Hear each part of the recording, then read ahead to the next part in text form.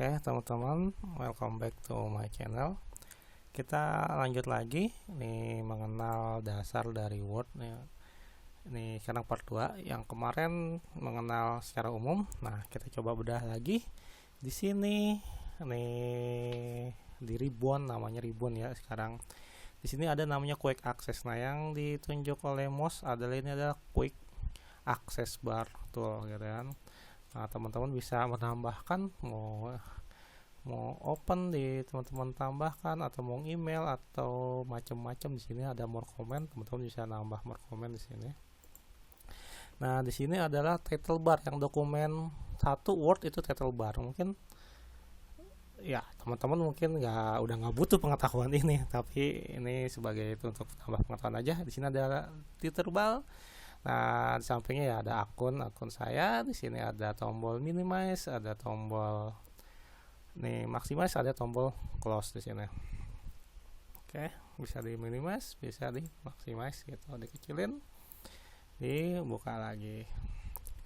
Oke, di sini ada ruler, tampilan ruler yang saya ditunjukin mouse adalah penggaris. Nah, gimana sih nih nampilin penggaris? Teman-teman klik aja view. Di sini ada tombol ruler. Nah, bisa dihilangkan, bisa di. Oke, ini ada tombol ruler nih, satuannya senti ya. Nih, teman-teman bisa menampilkan atau membuka tutup atau menghilangkan. Di tab view dicentang aja rulernya atau dihilangkan. Oke, gimana sih secara default sih ini sebenarnya satuannya milimeter ya, tapi karena kita biasa gunain senti, nih saya rubahnya senti. Di cara merubahnya di teman-teman klik file, teman-teman pilih option. Nah, coba di add font, teman-teman geser sedikit ke bawah. Nah, di sini dia. Nih, unit pengukurannya adalah sentimeter gitu. Nah, di sini teman-teman bisa pilih inci atau sentimeter atau milimeter. Oh iya, defaultnya adalah inci bukan milimeter. Nah, karena di Indonesia biasa dengan sentimeter, teman-teman bisa rubah sentimeter di sini. Oke, di sini ada namanya horizontal atau scroll bar ya. Scroll bar.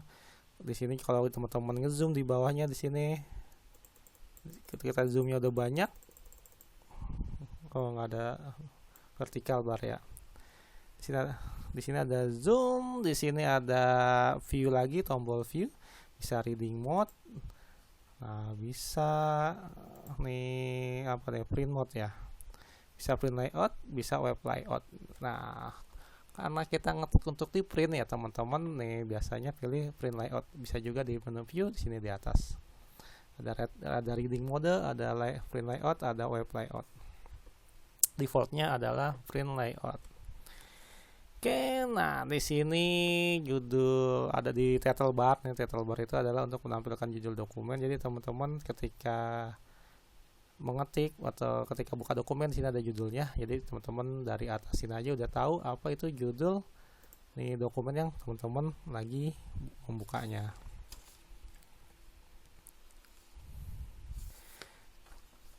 Oke, kita sekarang ke menu home. Di sini menu home, menu yang paling pertama adalah ada clipboard guys, gitu kan.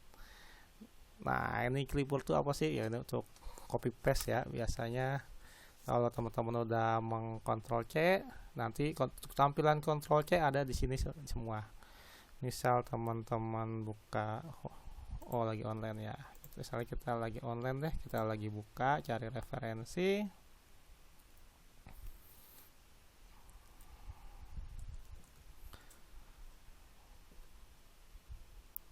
Misalnya teman-teman lagi buka dokumen, lagi nyari-nyari file, terus teman-teman mau kontrol C, nanti dia ada di clipboard. Misalnya teman-teman kontrol C di sini atau klik kanan C, dia harusnya tampil di clipboard. Nah, ini dia. Ini adalah tampilan clipboard yang baru. Teman-teman misalnya kontrol C lagi di tempat lain gitu kan, kontrol C, nanti dia ada di lagi yang tampilan terbaru. Nah, inilah fungsinya clipboard. Jadi ketika teman-teman ketik, tadi udah copy mau dipaste, teman-teman pilih aja nih mana nih dokumen yang mau di paste gitu kan. Nah, ini adalah history nih clipboard adalah history yang teman-teman copy atau Ctrl C. Jadi teman-teman tinggal paste, tinggal klik aja pilih yang mana. Ini sangat berguna sekali bagi teman-teman yang sering copy paste ya. Kalau untuk meng-clear all ya clear all, paste all, paste all. Clear, dia hilang semuanya. Oke, masih di tombol home ya. Sekarang kita bahas lagi. Di sini ada namanya font, ada namanya tab font ya. Untuk memperbesar, teman-teman bisa klik lagi nih tanda kecil di sini. Nah, untuk membuka semua dialognya, teman-teman bisa lagi buka di sini. Kita zoom coba. Nah, untuk apa sih untuk nih font nih, tombol font itu secara singkat untuk memilih font. Nah, teman-teman bisa blok dulu, teman-teman bisa pilih font, juga ukuran font dengan mudah. Oke, selain itu ada bold di sini. Bold, nah bisa juga italic, ya kan nih asal aja. Bisa juga underline ya. Nah, ini underline. Ini semuanya ada di menu nih font ya. Nah, untuk lebih lanjutnya teman-teman bisa buka yang kecil ini. Nah, lihat di sini. Semuanya ada di sini. Ada contohnya juga ada yang untuk garis, untuk deret ya, untuk coret, strike out gitu kan. Bisa juga subscript atau nih upperscript ya, superscript gitu. Ini biasanya untuk nulis rumus kimia gitu, ini singkat, misalnya H2O gitu kan. Nah, duanya tuh ada di bawah. Nah, begini ini untuk nulis kimia. Sebenarnya sih ada toolnya sendiri ini, di namanya Equalizer ya. Nanti kita bisa bahas. Nah, ini seperti ini aja. Nih 3 desimeter 3 gitu, atau nih 1 meter kubik ya, 2 gitu. Nah, duanya misalnya nih subscript seperti ini. Oke, itu untuk di menu font. Nah, selain itu juga bisa teman-teman warnai fontnya. Kalau untuk mewarnai, pilih yang ini, langsung merah warnanya atau warnanya hijau gitu. Kalau untuk pengen seperti stabilo, ini ada namanya highlight color. Teman-teman bisa nih kayak di stabilo warnanya. Oke, dan lain-lainnya ini untuk text effects jarang digunain. Saya sendiri jarang menggunakan. Ini untuk naikin, increase ukuran, kecilin ukuran. Ini untuk change case. Change case tuh misalnya di judul diperbesar, kecil ya. Oke, kita lanjut lagi masih di tab home, ada namanya paragraph di sini. Lihat di sini ada paragraph. Yang paling sering digunakan adalah justify. Ini adalah justify untuk mengatur nih rata kiri, rata tengah, atau rata kanan, atau rata kiri kanan.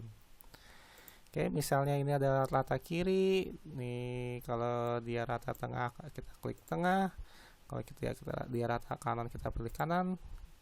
Kalau rata kiri kanan pilih justify. Nah, dia kata kiri kanan di sini. Ini untuk distributed jarang digunain, biasanya ini jarang digunain. Ini untuk kerenggangan atau kekecilan, biasanya kalau pakai hypernet ya. Ini untuk paragraf atau spacing, spacing maksudnya, untuk jarak antara spasi. Nah, lihat perbedaannya, ini 1 spasi, 1,15 spasi, 1,5 spasi, 2 spasi. Nah, jadi ini digunakan bahkan sampai 3, jarang 3. Biasanya orang menggunakan 1,5 saja atau 2 paling tinggi ya. Kalau untuk buku rata-rata orang mau nih biar indah 1,15. Kalau ini terlalu sempit, ini moderat. Nah, ini mending lah untuk nih nulis ilmiah, biasanya 1,5 atau 1,15. Oke, di sini ada ini untuk tulis Arab ya. Ini adalah direksinya, ini text direction, ini kiri kanan.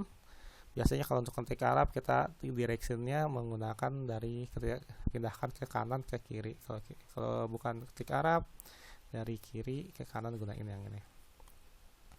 Di sini ada kalau color juga warna lagi. Di sini ada border tapi nanti digunain untuk ya tabel ya. Oke, di sini ada indent ya. Ada di sini untuk menambahkan indent, yaitu apa sih nih di sini nih. Garis ini awal ini kita mau majuin, kita bisa klik di sini.